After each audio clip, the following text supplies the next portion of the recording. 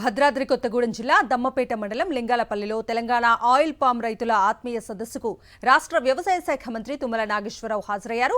రాష్ట్రంలో ఇంకా 15 లక్షల ఎకరాల సాగుకు అనుకూల భూములు ఉన్నాయని, 31 జిల్లాల్లోనూ పామాయిల్ సాగు చేసే మౌలిక సదుపాయాల కల్పన చేసినట్లు మంత్రి తుమ్మల తెలిపారు. పూర్తి స్థాయిలో పామాయిల్ సాగు చేస్తే మరిన్ని లాభాలు గడించవచ్చన్నారు. పామాయిల్ రైతులకు కార్బన్ క్రెడిట్ పథకం ద్వారా నిధులు మంజూరు చేస్తామన్నారు. ప్రతి మండలంలో శాస్త్రవేత్తలతో సమావేశాలు ఏర్పాటు చేసి అవగాహన కల్పిస్తామన్నారు. ఈ కార్యక్రమంలో oil fed chairman Janga Raghava Reddy, Aswaraopeta MLA Jare Adinarayana, Kothagudem MLA Kunamneni Sambasiva Rao పాల్గొన్నారు.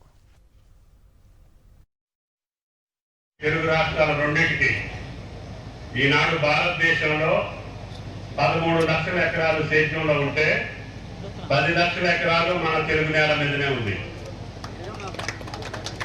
కాబట్టి దయచేసి ఇంకా 10-15 లక్షల ఎకరాలు మన తెలంగాణలో వేసుకునే అవకాశం ఉంది. దాన్ని రాఘవరెడ్డి గారు చైర్మన్గా 31 జిల్లాల్లో వేసుకునే వెసులుబాటు తీసుకొచ్చాం.